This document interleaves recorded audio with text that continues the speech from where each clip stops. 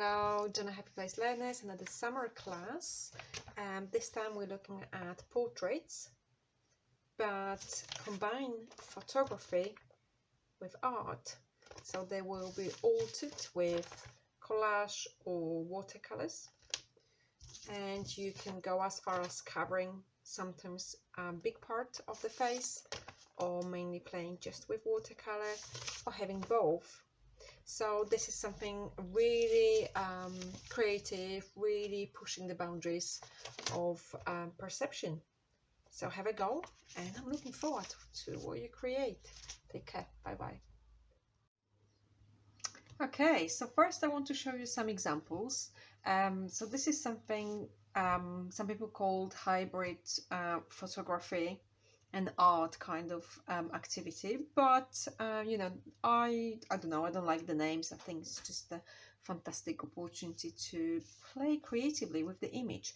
So I have examples of work being done in different techniques, and you can mix and match whatever you find the best fit. So this one is when the face from the magazine, so this is the actual image from the magazine, was fully collaged into to cover the features, but to maintain kind of where the dark and light is.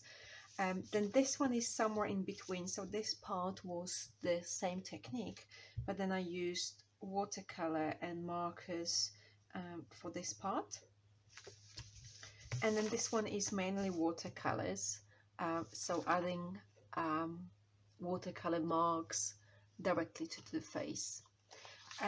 So I show you this technique and also watercolor in one, but you may find yourself playing around with a few different images, because each image is different and different things will be suitable for it. Right, so the first thing I've done already, didn't want to waste too much time. I cut out the face from the magazine, glue it to the page, and then the paper will do. And also behind, I just glued another piece of paper from the magazine because I quite like this pattern. I thought just the plain paper will be a bit boring, so let's add something. And I want to start using this technique of gluing on top of that small pieces of paper in different colors, or rather values, so dark and light, because that's what you're looking for. You can use any pieces from magazines. So those pieces are actually from magazines, they're not colored paper, they just found in something that I can recycle. So magazines that are normally would be going to the bin. And the way to go about it is just to decide about main color theme.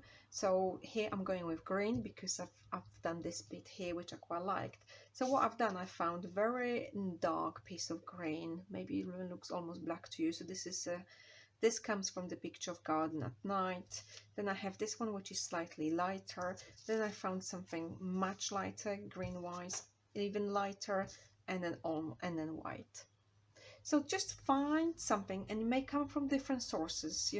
Blues are easy to find because there are normally lots of images of, you can find images of sky or ocean.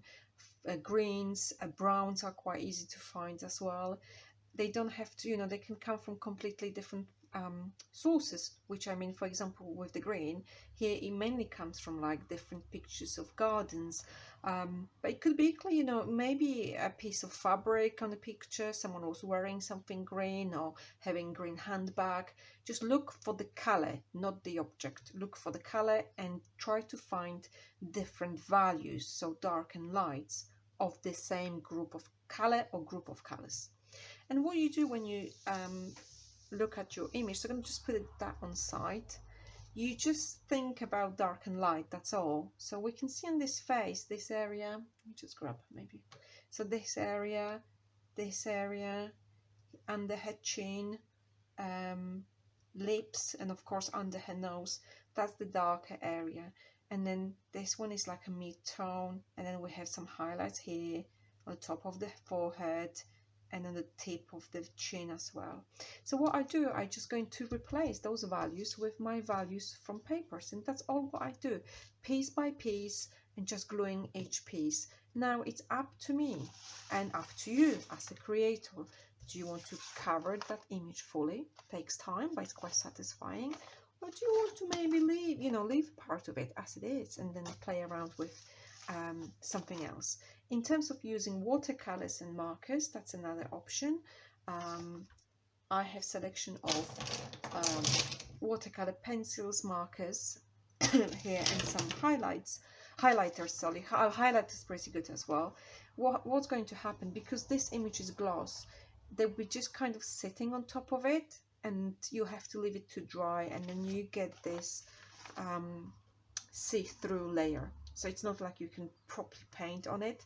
This effect is because actually paper won't allow you to absorb the paint properly, because it's got the gloss on it, which is like varnish, so the paint actually slides off the paper. You can also, when it's fully dry, go on top of that with markers like here and here, and add more details or some mark making. Okay, so let me get started. So this is the darkest one. And how big are the pieces? Again, this is up to you. You can make it smaller or bigger. You can see here it's an image of the garden light, and I'm gonna leave it here. I think it's quite interesting. So I just go piece by piece.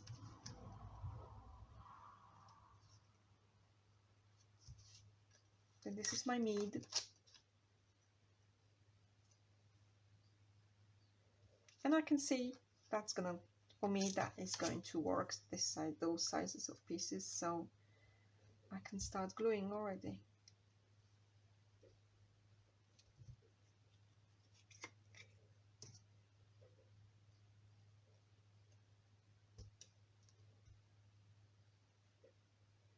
You can overlap those small pieces so the rough edges are visible, and that gives you more visual contrast.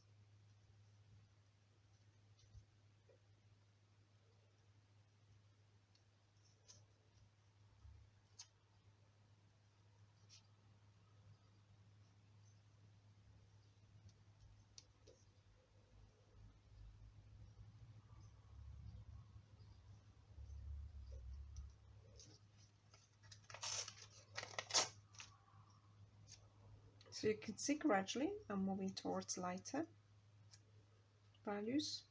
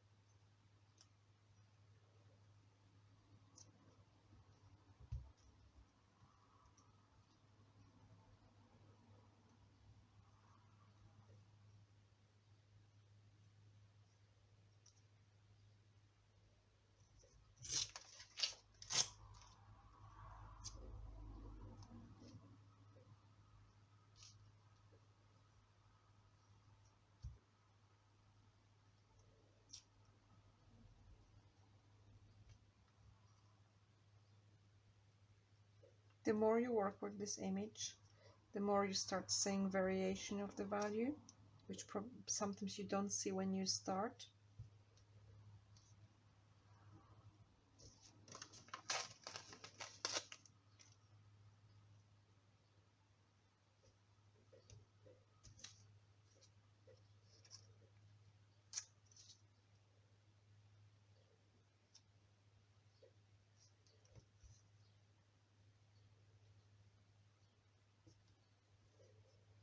Okay, so this is how you go about it, and I don't know how far I will go with gluing stage here. I want to show you the addition of watercolor, and then maybe I play with that a bit more and come back with my camera. This is here.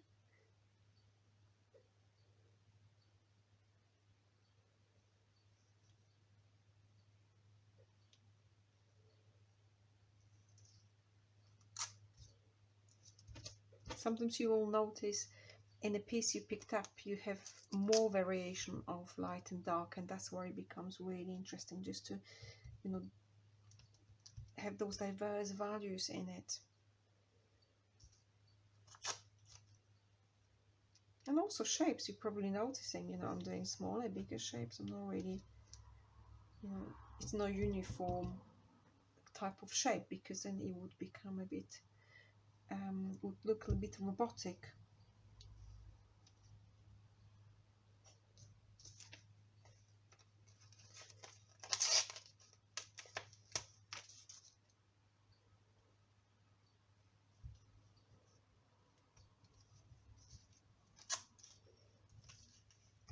Just gonna go for very light green here.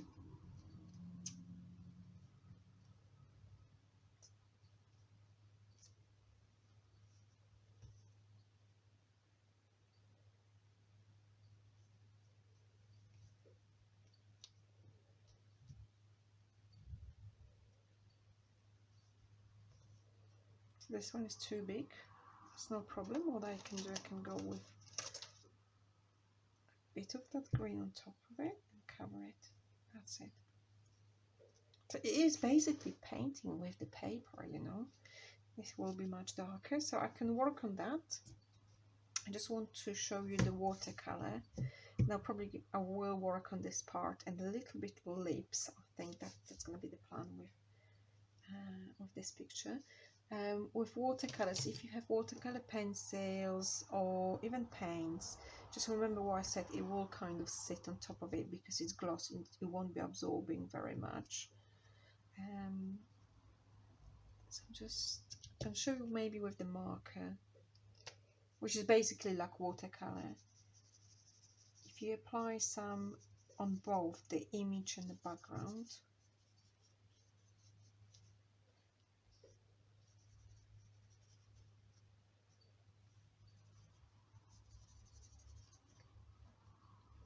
and then you add the water, which I have in, could be brush, I have this water brush.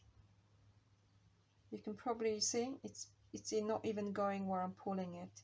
It will form some puddles and you just have to leave that to dry fully.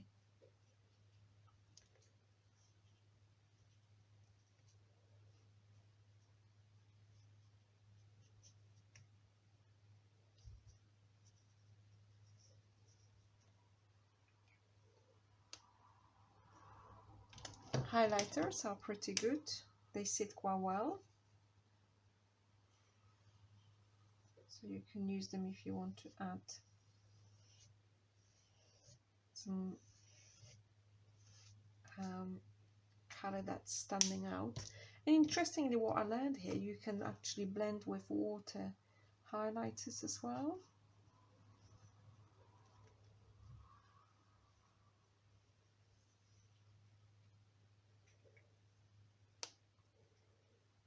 And then when this is dry, you can go with pen or marker, and you can add some bold lines, you know, maybe I add some around here. So that's another option. Okay, you can do that with watercolor pencils as well.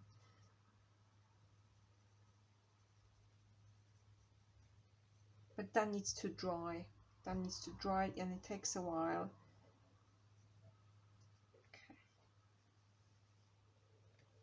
Okay, so I'm going to work with a bit of more glowing and color with highlighters and watercolor pencils and come back to you to show you final result.